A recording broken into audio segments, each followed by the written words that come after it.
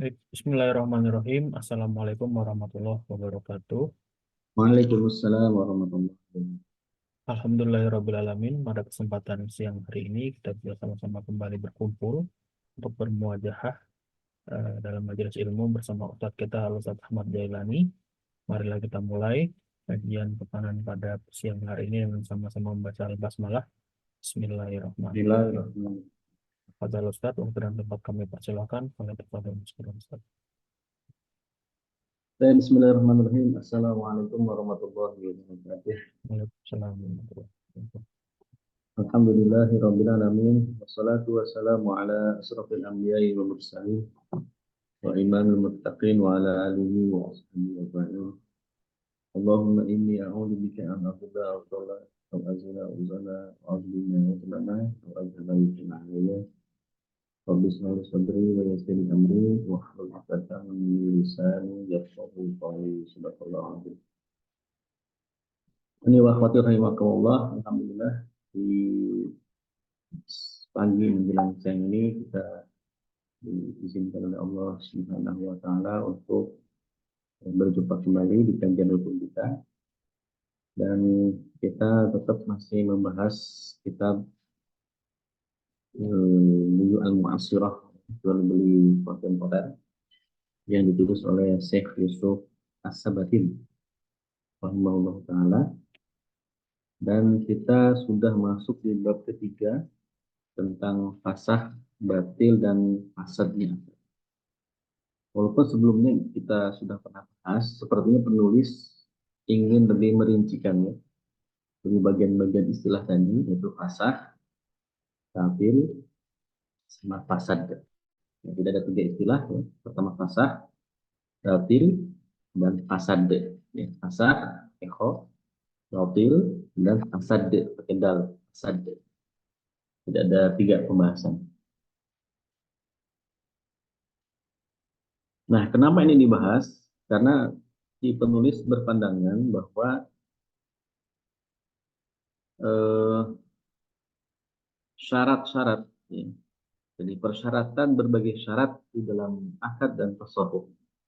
Jadi akad itu kan transaksinya, kalau tasarruf itu kan pengembangan.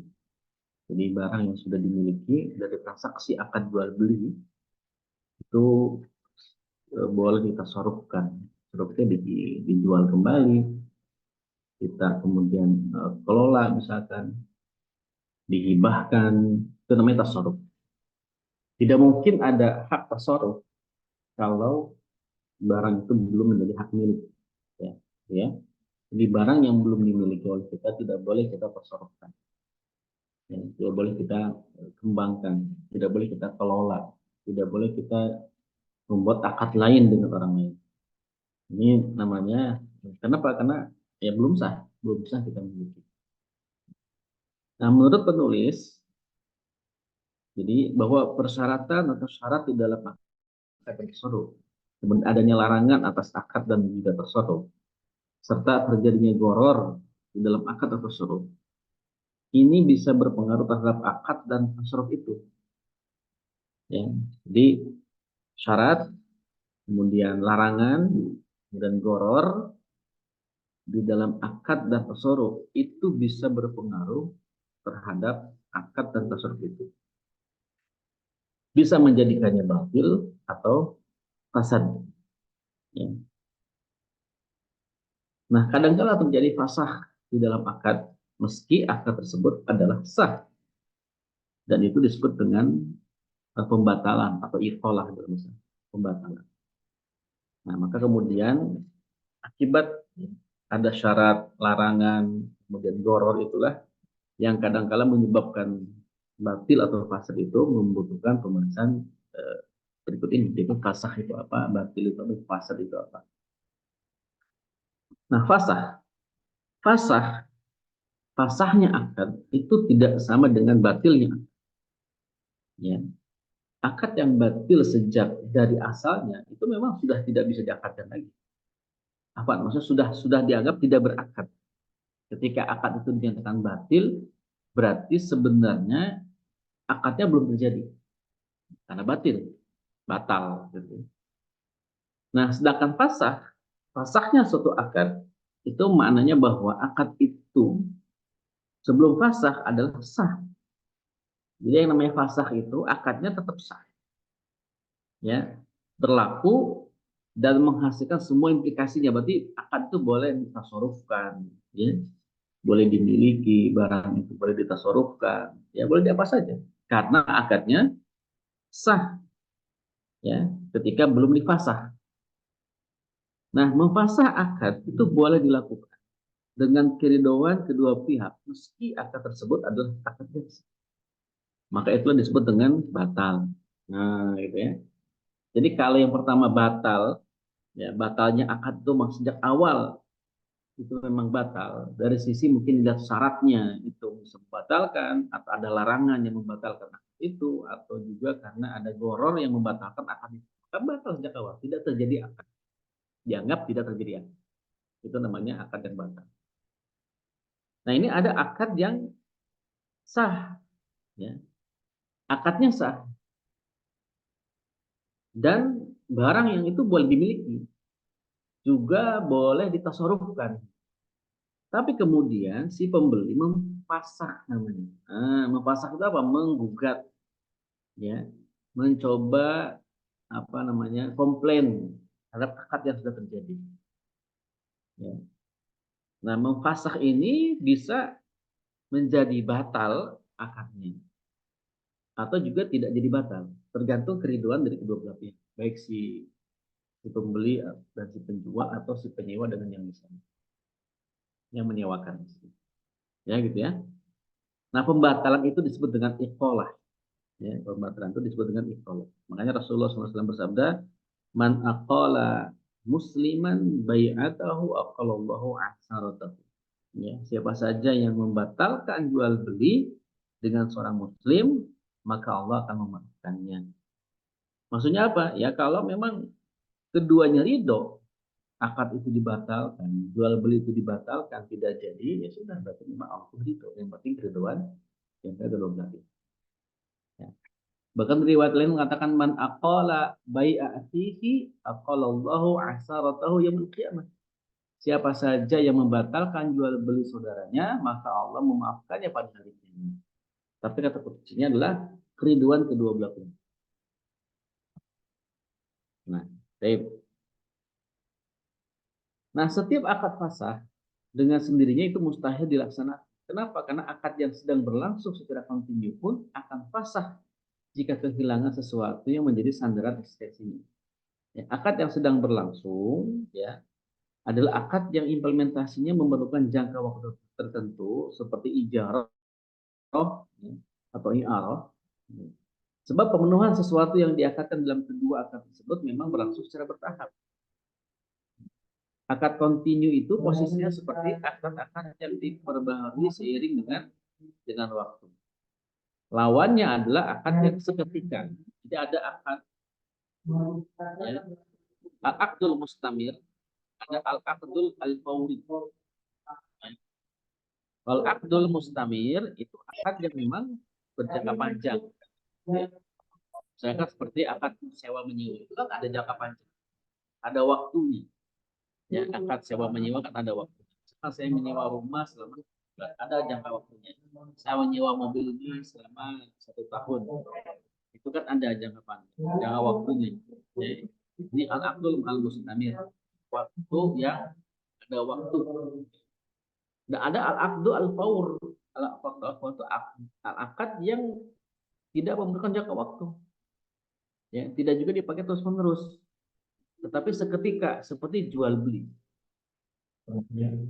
Akad jual beli itu kan hanya terjadi pada saat itu juga. Ya, saya jual, Anda beli. Atau Anda jual, saya beli. Sudah selesai. Jadi kepindahan kepemilikan dan kepindahan tasarruf pengembang. Gitu ya. Nah, maka dengan dua akad yang tadi itu, akad itu, ya, jadi faktor waktu itu merupakan unsur dalam akad kontinu. Akad seketika itu menjadi fasah karena rusaknya barang yang dijual sebelum serah terima. Itu berbeda dengan masalah kematian si penjual sebelum serah terima. akad jual beli itu tidak menjadi fasah karena kematian si penjual. Artinya akad tersebut tetap ada setelah kematian si penjual. Ya.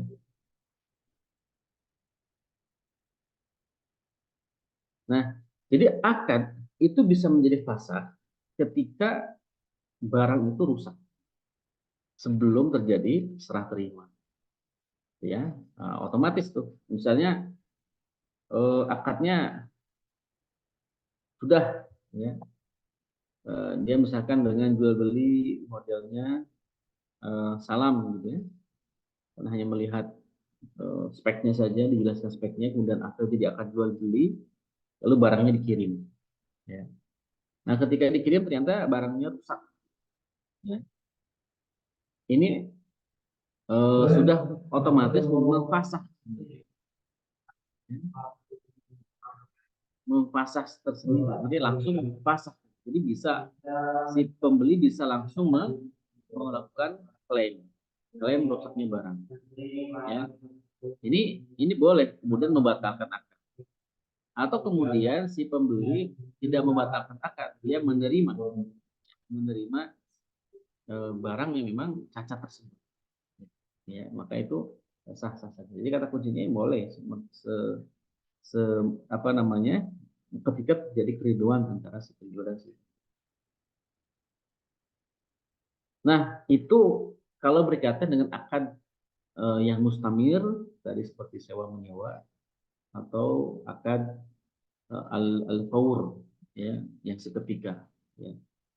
Nah, lalu bagaimana jika akadnya akad syirkah? Ya, akad syirkah bisa mudharabah, bisa yang lainnya gitu ya. Ini bisa menjadi fasa. Sebentar ya. Sebelum ke sini tadi kalau akad jual beli, ya, akad jual beli atau akad sewa menyewa, ketika si penjualnya, ya, itu wafat, meninggal, maka tidak kemudian memfasah akad itu. Akadnya tetap sah. Ya. Tinggal berarti tanggungannya itu turun ke ahli waris.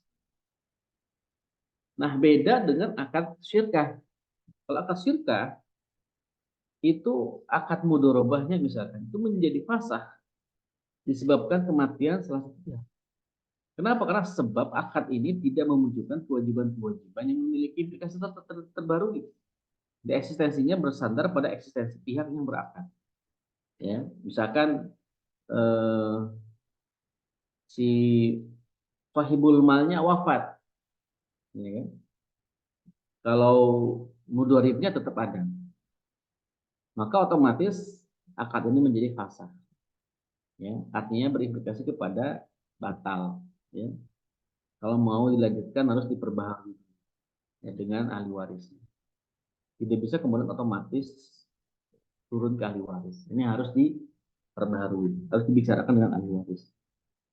Karena menyebabkan fasah, menyebabkan batal, ya, akad syirkah tersebut, ya. Akad syirkah tersebut. Nah, maka hasil dari pembatalan akad tersebut, ya, kedua pihak wajib mengembalikan pada kondisi keduanya sebelum akad. Seakan-akan akad tersebut tidak ada. Ini menurut sebagian pendapat. Nah, namun kata penulis, dalam hal ini terdapat perbedaan sesuai dengan perbedaan jenis akadnya. Dalam akad-akad yang bersifat seketika, tadi akad al-fawriyah tadi, itu disyaratkan adanya objek yang diakadkan jika berbentuk zat atau barang agar pembatalan itu mungkin. Jika objek yang diakadkannya rusak, seperti barang yang dijual atau telah dikonsumsi setelah implementasi, maka tidak mungkin dilakukan pembatalan karena tidak adanya kemungkinan mengembalikannya, yaitu mengembalikan barang yang dijual kepada si penjual. Nah, artinya eh, klaim sebagian orang yang mengatakan kalau fasah maka harus dikembalikan ke awal itu tidak mungkin untuk akad jual beli. Ya, misalkan akad jual beli mobil, misalkan tentu mobil yang sudah dipakai selama berbulan-bulan, ya, tidak bisa kemudian dikembalikan ke kondisi awal. Ya. Atau misalkan kondisi mobil yang disewa, itu juga tidak mungkin. Tadi kan al-akad fawrah itu kan jual beli. Kalau sewa kan seperti al-mustamir. Akad al-mustamir juga tidak mungkin karena dia kan sudah dipakai. Ya, minimal kan kilometernya sudah benar bertambah, gitu kan.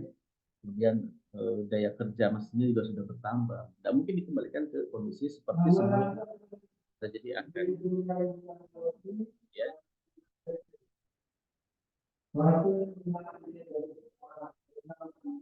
Nah, di dalam akad yang mengikat kedua pihak seperti jual beli, ijarah, juga seluruh akad yang mengandung kompensasi jika salah satu pihak mangkir atau mundur dari pelaksanaan kewajibannya yang telah diwajibkan oleh akad tersebut, maka hukum syariah menyatakan bahwa orang yang telah melaksanakan kewajiban yang diwajibkan oleh akad dipaksa untuk melaksanakan. Ya. Contoh, penjual tidak mau atau telat dalam menyerahkan barang yang dia jual, atau pembeli tidak telat membayar harga pada waktunya. Jika tidak, maka akad tersebut difasakh. Hal itu dikiaskan pada kebolehan memfasakh akad pernikahan oleh istri jika suaminya tidak memenuhi komitmen yang telah ditetapkan oleh istrinya pada saat akad. Ya, seperti adanya syarat dari istri tidak membawanya bekerja. Ya. Nah, maksudnya adalah jika barang itu misalkan ya yang disewa itu ada kekurangan tidak sama dengan apa yang dijelaskan ketika awal akad, dan si pembeli ingin memfasakh akad itu, ingin membatalkan akad itu, maka boleh, ya, boleh-boleh saja, ya. Artinya dia berhak menuntut si pembeli penjual, ya, untuk membatalkan akad. Berarti kan dia harus siap menerima apa adanya, baik barangnya, ya seperti itu karena sudah digunakan, kemudian juga uangnya juga mungkin tidak 100% dikembalikan, ya. Nah, kecuali kalau misalkan rusak oleh si pembeli, maka tentu dia tidak ada pasar, tidak ada pasar, tidak ada ganti rugi karena kerusakan itu dilakukan oleh si pembelinya, bukan dilakukan oleh si pembeli.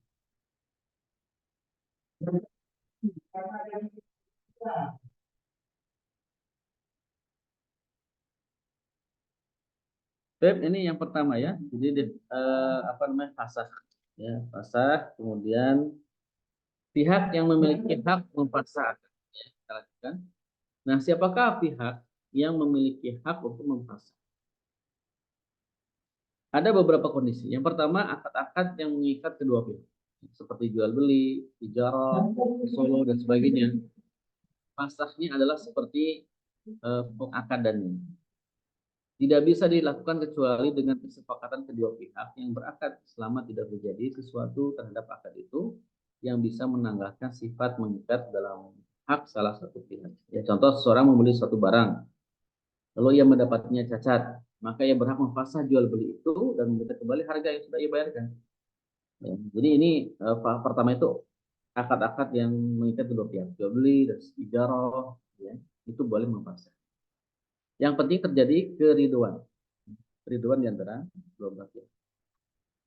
Nah, fasah atau pembatalan ini memiliki dua konsekuensi. Jika terjadi fasah, maka konsekuensinya ada dua. Yang pertama, terkait dengan kedua pihak yang berakad, pembatalan itu dinilai semata sebagai fasah, yang dengannya akad tersebut menjadi tidak berguna, dan kedua pihak yang berakad itu dikembalikan pada kondisi awal sebelum terjadi akad. Itu konsekuensi yang pertama. Yang kedua, terkait pihak ketiga, pembatalan itu merupakan akad baru sebagai perlindungan bagi hak-hak yang ia peroleh. Orang yang memiliki hak membeli lebih dulu jika kedua pihak yang berakad membatalkan barang yang dijual, yaitu keduanya memfasakh akad dan barang yang dijual dikembalikan kepada penjual pertama. Ya, orang tersebut dengan pembatalan itu menjadi pembeli baru, yaitu dengan adanya fasakh. Dengan itu orang tersebut memiliki hak baru untuk membeli lebih dulu, sebab ia telah kehilangan hak membeli lebih dulu yang pertama pada jual beli yang pertama. Jadi ketika ada dua apa namanya dua penjual, ya, dua penjual, apa, ada dua pembeli, ya, ada barang, kemudian ada dua pembeli, kemudian awalnya akan dibeli oleh si orang pertama, ya. Lalu kemudian eh, ada pihak kedua juga yang sudah memesan, ya, si penjualnya lupa bahwa barang itu sudah dipesan. Jadilah dua akad tuh. Yang pertama akad jual beli sebelumnya, yang kedua ya akad jual beli yang kedua. Ya, karena mungkin si penjual lupa bahwa barang ini sudah dibeli oleh orang lain. Lalu bagaimana caranya? Maka eh, dipasah dua-duanya. Ya, dua-duanya harus memasah dua-duanya, membatalkan keduanya. Baik si yang pertama dan yang kedua. Baru kemudian dibuat akad baru. Ya, siapa di antara mereka yang lebih dulu sebenarnya memesan? Ya, maka yang lebih dulu memesan itu yang berhak untuk melakukan akad baru, akad jual beli baru. Maka kemudian terjadilah apa namanya perubahan akad itu. Jadi kalau mau dibatalkan dua-duanya dulu, kemudian baru akad baru dilakukan. Nah, ini apa namanya ketika terkait dengan pihak-pihak ketiga. Tapi kalau cuma dua pihak tadi barangnya bisa dikembalikan, uangnya juga dikembalikan, ya, seperti akad seperti awal. Ya, ketika memang tidak terjadi. Karena cacat itu kan bisa jadi diketahui ketika sudah dibawa pulang, ya, ketika dicek, oh ternyata ada cacatnya, itu berhak tuh ya, dikembalikan, ya, dibatalkan akadnya, kemudian diganti yang baru misalkan, atau dia tidak jadi beli sama sekali ke dia, ya, dia beli tempat lain, gitu ya. Nah, kedua, eh, kondisi yang kedua adalah akad-akad yang tidak mengikat kedua pihak. Kalau tadi kan akad-akad yang mengikat kedua pihak. Nah, yang kedua akad-akad yang tidak mengikat. Masing-masing pihak berhak menghasah akad tersebut kapanpun ia menginginkannya. Ya, seperti syirkah dan wakalah, selama eksistensinya tidak terkait dengan hak pihak lain, seperti wakalah menjual barang yang diagungkan. Nah, jadi kalau tadi akad jual beli, nah itu kan mengikat. Tapi kalau syirkah itu tidak mengikat pihak-pihak yang lain, dia hanya mengikat dirinya sendiri. Nah, maka model syirkah, model wakalah ini, kalau dia ingin membatalkan, memfasah, tidak mau join lagi, ya, bisa kapan saja. Ya, dia inginkan, ya sudah saya tidak jadi ikut syirkah ini, saya mundur misalkan. Ya boleh. Ya, berarti itu terjadi, dia memfasah akadnya, akad yang pertama. Ya, saya tidak jadi ikut syirkah ini ya saya nggak cocok misalkan. Dan atau saya nggak ketemu hitung-hitungannya, ya sudah, ya kemudian nggak jadi syirkah. Itu tidak apa-apa. Ya, ini kondisi yang kedua, ya, juga akad-akad yang tidak mengikat. Nah, yang ketiga adalah kondisi akad-akad yang mengikat satu pihak saja, seperti agunan. Agunan itu kan hanya mengikat satu pihak. Maka akad tersebut difasah dengan kehendak dari orang yang baginya akad tersebut. Akad tersebut difasah dengan kehendak dari orang yang baginya akad tersebut tidak mengikat. Nah, jadi kalau memang barang itu diagunkan, maka diagunkan, maka akad tersebut dipasang dengan kehendak dari orang yang baginya akad. Nah, ini beberapa penjelasan tentang pasah.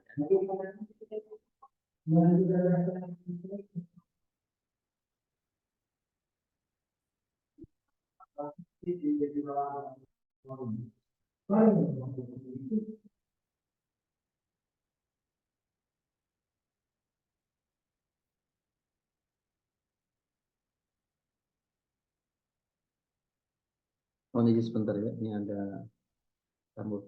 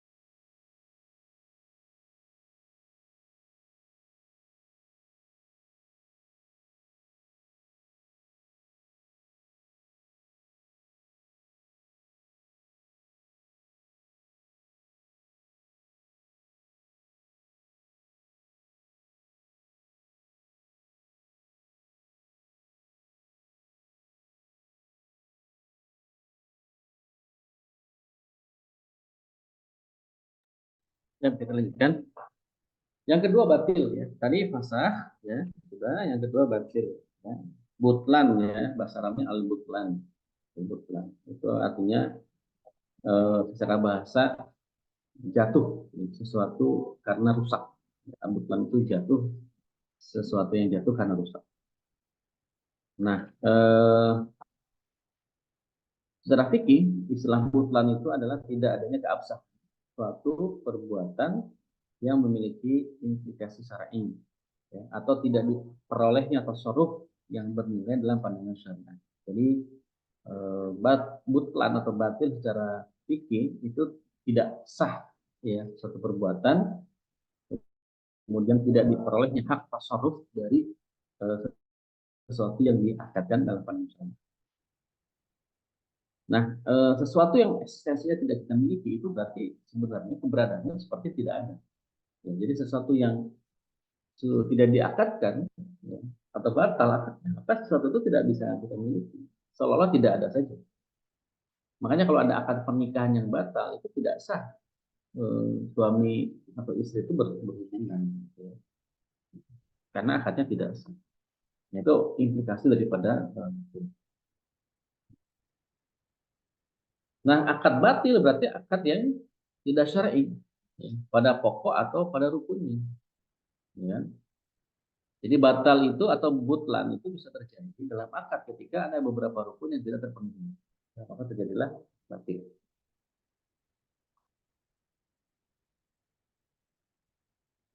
Misalkan begini, ada si A memiliki harta, ya. Jadi dia harta pertama itu dia wakafkan, ya. Harta kedua dia kemudian terjadi transaksi.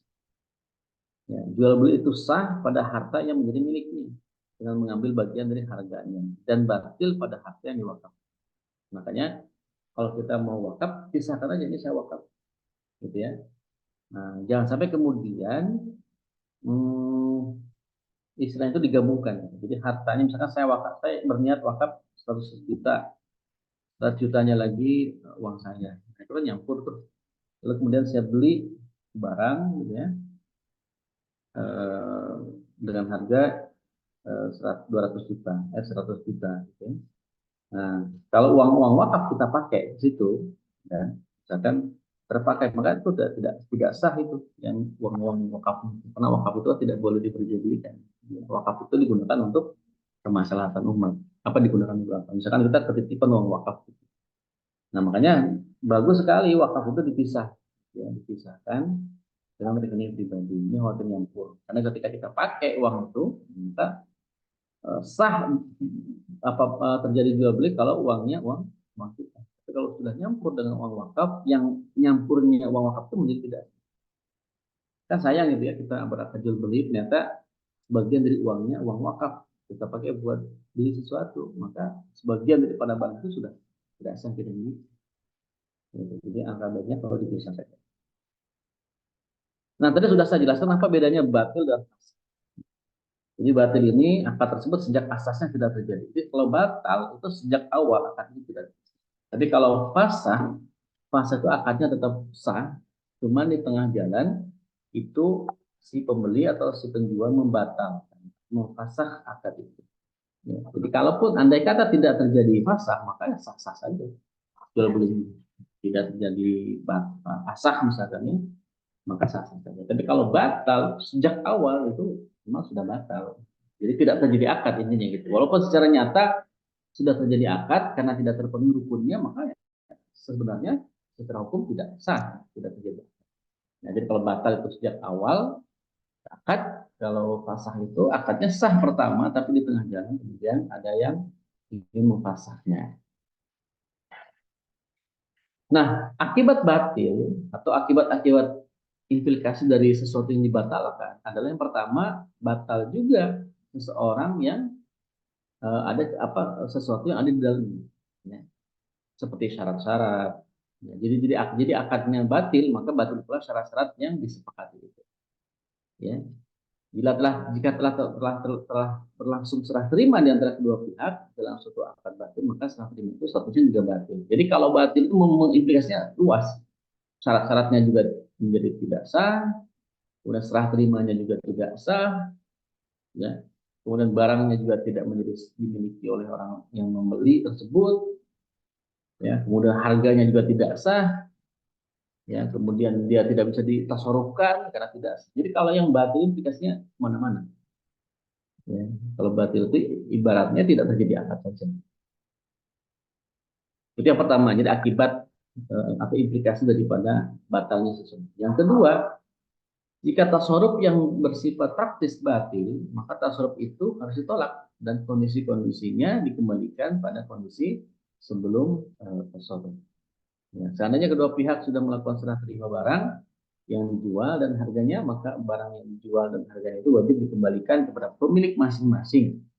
Adapun seandainya barang yang dijual itu sudah rusak, maka wajib dikembalikan barang yang serupa yang bersifat misal, ya, memiliki satu padanan, atau dikembalikan nilainya jika bersifat nilai.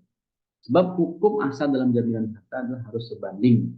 Adapun jika jual beli itu diakad dan celaka, maka harus menjamin harganya. Jadi misalkan begini, sudah akad jual beli, barangnya itu kemudian kita sudah miliki, ya.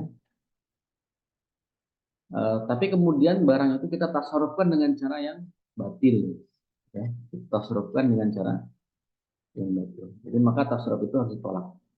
Ya. Misalkan sejak awal mau akad jual beli apa namanya pisau, misalkan, ya, jual beli pisau atau jual beli pedang. Ya. Si penjual kemudian tanya-tanya, ini buat apa ini kan pisau ini, ya. Kemudian si pembeli bilang saya mau bunuh orang misalkan, ya. Kenapa bunuh misalkan? Saya suka sama dia. Bla bla bla. Pokoknya ada apa benda itu mau ditasarufkan, mau digunakan dalam praktek-praktek yang sifatnya itu tidak sesuai dengan syariat, lah batal. Maka si penjual harus menolak gitu, hal itu, ya.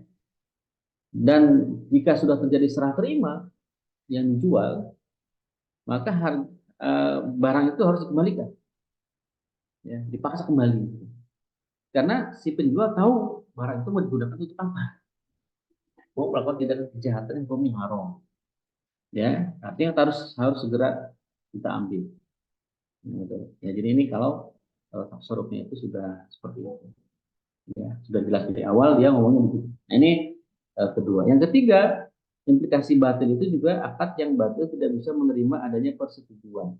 Ya, seandainya seorang menjual barang orang lain atau membeli barang untuk orang lain, maka akadnya bergantung pada persetujuan. Seandainya orang lain itu menolak akad tersebut pada saat sampai kepadanya, kemudian dia menarik kembali penolakannya dan setuju, maka akad jual beli itu tidak bisa dianggap telah terjadi. Sebab akad jual beli itu telah batil dengan penolakan yang sebelumnya dan tidak dianggap dia telah menerima. Jadi misalkan barangnya udah ditunjukkan si pembeli udah mengatakan ya saya setuju, oke, udah tuh terjadi akad. Kemudian ternyata di tengah jalan, ya, itu tidak setuju. Sebentar, dia menolak. Ya, sebentar, jadi awalnya dia menolak. Jadi tawarkan barang terus dia menolak. Saya nggak mau, ya, barang ini, ya. Jadi barang itu memang harus ada persetujuan. Kemudian, ya, ia malah menarik penolakannya. Saya jadi deh, gitu kan. Nah, jadi ketika itu terjadi, maka jual beli itu tidak bisa dianggap telah terjadi. Jadi jual beli yang pertama itu tidak terjadi. Gitu. Harus akad baru. Misalnya ya, saya menjual baju ini kepada Anda, kemudian si B mengatakan diambil. Ketika diambil nggak jadi, saya nolak. Kan itu sudah terjadi akad ijab, ya, kabulnya itu menolak. Kemudian si pembeli ngambil lagi, saya jadi deh. Nah, maka barang itu akad itu tidak bisa dianggap sebagai akad, harus diulang lagi, ijab lagi, baru kabul lagi. Ya, harus ada ijab lagi dan kabul lagi. Jadi saya jual lagi barang ini, ya saya beli. Nah, ini tidak bisa kemudian yang pertama ijab yang pertama itu terlalu berlaku. Nah, keempat, akad yang batil tidak perlu dipasah dan tidak perlu diajukan di depan pengadilan. Jadi kalau sudah batil, akadnya tidak perlu dipasah. Ya. Jadi tidak perlu dipasah. Jadi hanya untuk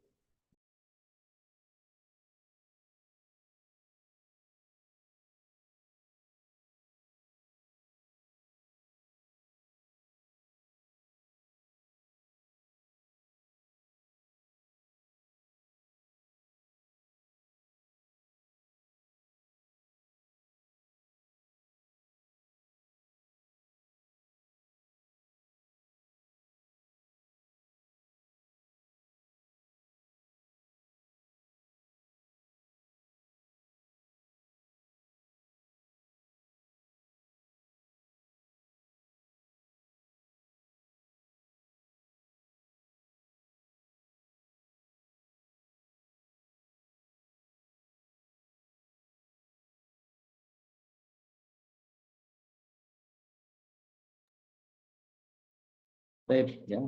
Itu ya. Jadi yang sudah batal itu tidak bisa dipasah. Karena memang kan tidak terjadi akad. Apa ini pasar? Eh, yang ketiga, fasad, ya. Kita lanjut ke fasad. Fasad secara bahasa artinya perubahan sesuatu dari kondisi yang baik dan keluarnya sesuatu itu dari keseimbangan. Fasad adalah lawan dari kata as-salah, baik, ya. Nah, fasad menurut istilah fuqaha itu adalah kekurangan dalam akad yang menyalahi aturan syariat pada aspek cabang penyempurna yang menjadikannya bisa untuk difasad. Ya, jadi fasad itu kondisi di mana akad itu bisa difasad.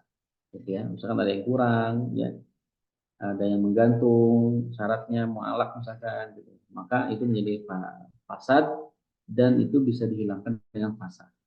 Gitu ya. Bisa dengan fasad atau bisa dengan asal. Ya, asal itu artinya bisa dihilangkan fasadnya saja. Gitu ya. Nah, jadi akad yang fasad pada asal pokoknya adalah legal, tapi tidak pada sifatnya. Akad fasad itu difasad dengan kehendak kedua pihak yang berakad dan menurut kehendak si qalbi. Hukum dalam akad yang batil tidak ditetapkan semata karena akad, tetapi ditunda hingga implementasi akad yang, ya. Jadi bolehnya akad fasad itu difasah terikat dengan dua syarat. Jadi kondisi fasad itu bisa difasah itu kapan? Pertama setelah adanya akad. Ya, implementasi akadnya sudah terjadi. Objek akadnya tetap pada kondisi semula. Ya, jika barang yang dijual itu sudah rusak, sudah dikonsumsi, berubah bentuknya atau bertambah seperti kalau itu rumah, renovasi atau diperbesar, atau tanah yang ditanami, maka akad fasad tersebut terhalang. Misalkan jual beli makanan, ya, makanan jual beli lah, ya. Eh, Ternyata ketika sudah transaksi ada hal yang menyebabkan fasad akad itu. Tapi objeknya sudah habis dimakan. Nah, maka tidak bisa fasad tersebut diperbaiki. Kenapa? Karena terhalang, sudah ada, nggak ada barangnya. Nah, jadi syaratnya barangnya harus utuh dulu. Ya. Jadi kalau sudah diperbesar, direnovasi, dikurangi, ditanami, itu sudah terhalang aktivitas. Ya, ini. Nah, yang kedua, fasah, syarat yang kedua, fasah akad tersebut tidak menyebabkan gugurnya hak-hak yang diperoleh pihak lain yang berakad tersebut. Ya, hal itu untuk menjaga berlangsungnya transaksi sebagaimana halnya jika barang yang dijual belikan itu diagungkan. Jadi fasah akad tersebut tidak menyebabkan gugurnya hak-hak orang-orang yang melakukan akad jual beli tadi. Kan tadi saya bilang fasah itu tidak membatalkan. Ya, apa fasad itu tidak menyebabkan akad jual beli itu batal. Tetap sah. Ya. Di fasah itu kan tindakan. Kalau fasad itu kan kondisinya. Kalau fasah itu kan tindakan untuk memfasah. Memfasah untuk apa ya? Untuk dibatalkan atau jika untuk diperbaiki. Jadi bisa dua fasah. Pertama untuk dibatalkan bisa, ya, yang kedua bisa untuk memperbaiki atau menghilangkan kefasadannya. Tapi syaratnya barangnya harus masih utuh, ya, barangnya masih utuh, barang yang diakadkan itu. Kemudian eh, setelah dilakukan akad, ya, setelah ada akad yang sah dulu.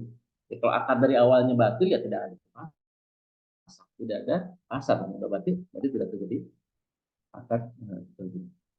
Ya.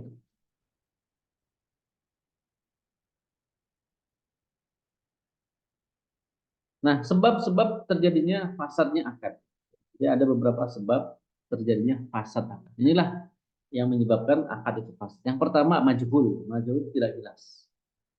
Tidak jelas yang menyebabkan perselisihan. Ya, tidak jelas yang menyebabkan perselisihan. Itu bisa menyebabkan fasad. Ya.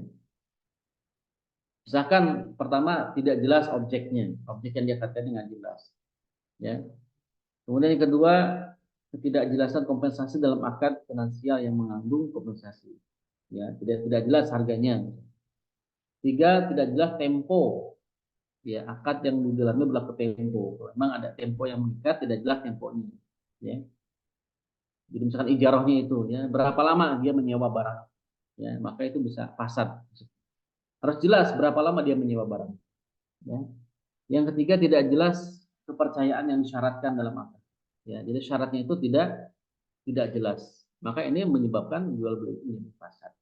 Ya, jadi ada 4 ya aspek yang berkaitan dengan ketidakjelasan atau al-jahalah, jadi majhul, jadi yang menyebabkan fasad. Ya, jadi yang pertama tadi apa yang menyebabkan fasad adalah majhul, ketidakjelasan. Yang kedua adalah goror. Nah, goror itu apa? Penyesatan atau penipuan. Jadi kalau goror itu adalah penyesatan.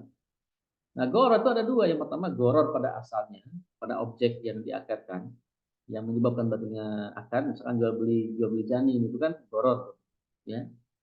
Jual beli ikan yang didapatkan oleh seorang penyelam itu kan juga goror. Ya. Jadi ada unsur-unsur penyesatan atau penipuan. Ya. Karena kan tidak jelas gitu. Jual beli bahan itu di dalamnya berapa ekor, misalkan beratnya berapa kilo dan sebagainya. Atau yang kedua goror dalam spesifikasi suatu barang. Ya, misalkan menjual seekor sapi dan mensyaratkan sapi itu menghasilkan susu sekalian sekian liter, itu kan penyesatan itu. Ya, gimana kita bisa jual sapi dengan syarat sapi itu harus memiliki berapa liter susu? Ini tidak bisa. Ya, ini adalah goror. Maka itu bisa mengandung, bisa terjadi fasad. Yang ketiga yang menyebabkan fasad adalah ikroh atau paksaan. Ya, seseorang memaksa orang lain untuk membeli barang tertentu atau menjual barang tertentu dengan ancaman bunuh, diancam dengan pisau misalkan, diancam dengan penjara, diancam dengan pukulan, itu tidak boleh. Ya, bahkan disebutkan dalam Al-Quran di beberapa kategori, la ta'kulu amwalakum bainakum bil batil illa an takuna tijaratan an taradin minkum. Jadi jual beli itu harus ada keriduan di antara kedua belah pihak, tidak boleh ada yang terpaksa. Nah, maka jika terjadi keterpaksaan, dipaksa ya, maka terjadi fasad. Lalu bagaimana cara menyelesaikannya? Fasad itu berarti 2 tadi. Ya, dengan cara mempasah untuk dibatalkan atau dengan cara menerima paksaan tersebut dengan ridho. Nah, itulah dia beberapa istilah yang terjadi di jual beli ini, biasa terjadi di jual beli kita gitu ya, terutama di properti itu ada beberapa model yang kita ini ya. Wallahu a'lam, demikian ya materi kita hari ini. Insyaallah pekan depan jika tidak ada halangan kita akan bahas tentang jual beli. Nah, baru kita bahas jual beli. Kalau kemarin kita bahas seputar akad ya, nanti pekan depan kita bahas bab 4 tentang seputar jual beli. Wallahu a'lam, silakan jika ada yang mau ditanyakan atau didiskusikan. Baik, terima kasih Ustadz atas pemaparan materi pada siang hari ini. Silakan untuk teman-teman, rekan-rekan semua. Jika ada pertanyaan, bisa langsung ditanyakan di kolom chat atau open mic karena kita sudah sampai di sesi tanya jawab. Silahkan.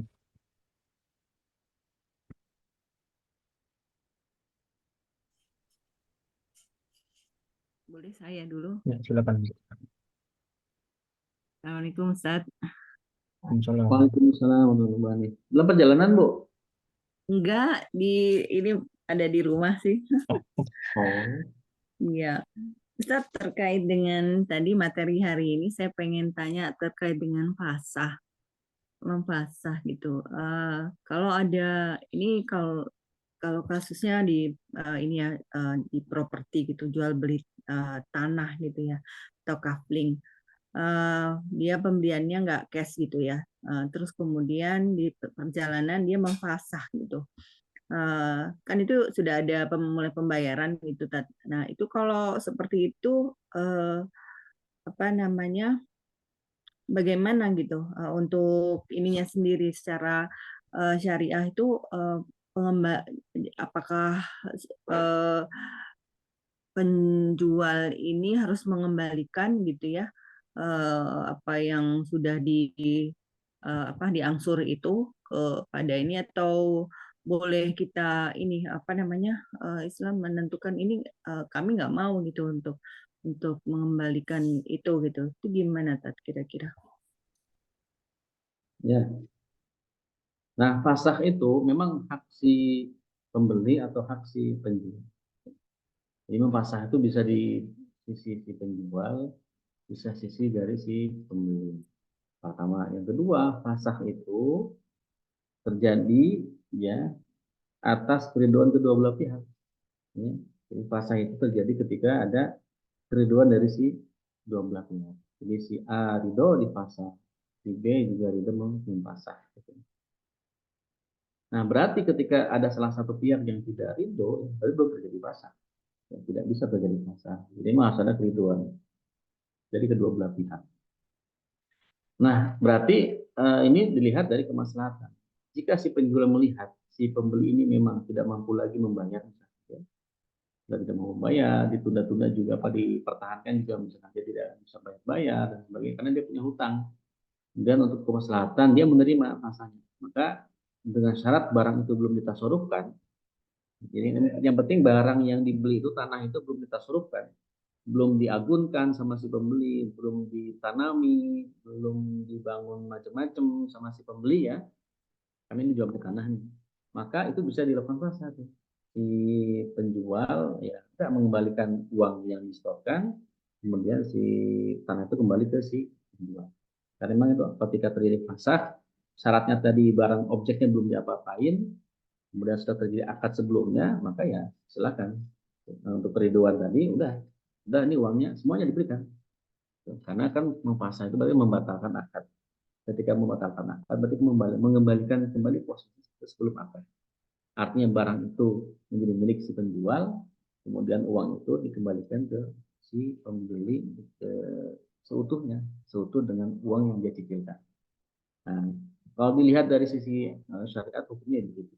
Tapi syaratnya itu objek atau barang itu belum diapa-apain sama si pembeli. Kalau sudah ditasarruf sama dia, sudah disewain, atau sudah dia tanami, atau bahkan dia sudah bikin fondasi, maka itu menghalangi pasar. Berarti dia sudah hidup dengan barang itu, sudah ditasarrufkan sama si pembeli. Sampaikan aja hukumnya begitu kalau sudah ditasarrufkan. Tapi kalau memang belum sama sekali, ya bisa dikembalikan saja ya uangnya, barang itu menjadi milik si penjual lagi. Nah, secara kemaslahatan sebenarnya, secara keuntungan sebenarnya si penjual diuntung. Kenapa? Karena barang itu ada kenaikan kan. Jadi dia sudah bernyicil setahun 2 tahun misalkan ya. Dulu dijualnya misalkan cuma 400 juta gitu kan misalnya. Nah, sekarang 2 tahun berlangsung ya barang ini naik lagi harganya kan. Nilainya bisa naik lagi. Otomatis penjual sebenarnya kalau berpikir ke sana bisa lebih untung. Artinya dia akan mendapatkan potensi si pembeli lain yang dengan harga yang berbeda dengan harga yang sebelumnya. Gitu guys. Secara hukum tadi begitu. Ya, tinggal dibicarakan saja dengan si pembeli. Kalau memang penjual itu apalah dikembalikan aja, itu barangnya dikembalikan semua. Jadi semua hak-hak sebagai pembeli barang dikembalikan. Makanya perlu ada hitam di atas putih tentang pembatalan coupling tersebut. Gitu. Biar jelas nanti biar tidak ada tuntutan di depan. Dengan syarat tadi objek yang diakadkan itu belum diapa-apain. Gitu, Bu. Terima kasih Ya, Ustaz atas jawaban yang diberikan. Bagaimana Bu? ya, syukran. Ya, mungkin satu orang penanya lagi, silakan. Nah, ini ada dari Mbak Dina Rizky Febriana. Afwan Ustadz, mumpung sebentar lagi kita akan masuk ke bulan puasa, menuju Ramadan. Mau bertanya, semisal kita masih punya hutang puasa dan di sekitar kita ada saudara kita yang lebih membutuhkan, tapi kita masih mampu untuk mengkodo hutang puasa tahun lalu, baiknya kita mengambil hutang puasa kita dengan puasa kodo atau membayar fidyah ya Ustaz. Ya, fidyah itu berlaku bagi orang yang memang tidak bisa puasa. Ya, ajus, orang tua yang sudah apa namanya, ya sudah sepuh banget. Ibarat kata kalaupun dipaksa puasa itu dia bisa lemah gitu ya, maka diganti dengan bayar fidyah. Atau orang yang sakitnya menahun gitu ya, kalau puasa menurut dokter ini akan berbahaya buat tubuh si seorang tersebut, maka dia boleh bayar fidyah. Kalau sakitnya itu berkepanjangan gitu ya, kemudian juga menurut dokter dia tidak boleh puasa misalnya, karena ada harus minum obat di waktu-waktu yang memang itu di waktu siang hari, maka itu yang apa diperkenankan untuk membayar fidyah.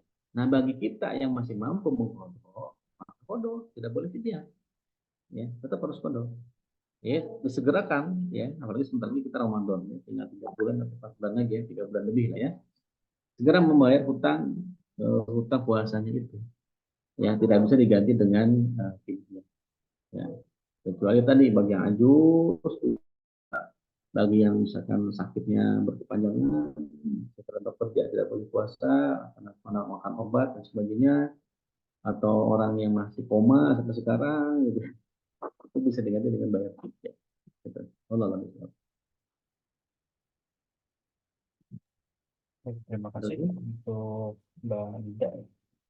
Mungkin cukup ya untuk 2 pertanyaan aja untuk kesempatan siang hari ini. Akhirnya sampai juga kita di penghujung kajian pada kesempatan siang hari ini. Marilah kita tutup kajian pekanan dengan sama-sama membaca Alhamdulillah, Alhamdulillahirrabbilalamin, dan baca doa kafaratul majlis. Subhanakallahumma bihamdika, asyhadu an la ilaha illa anta, astaghfiruka wa atubu ilaik. Terima kasih. Assalamualaikum warahmatullahi wabarakatuh.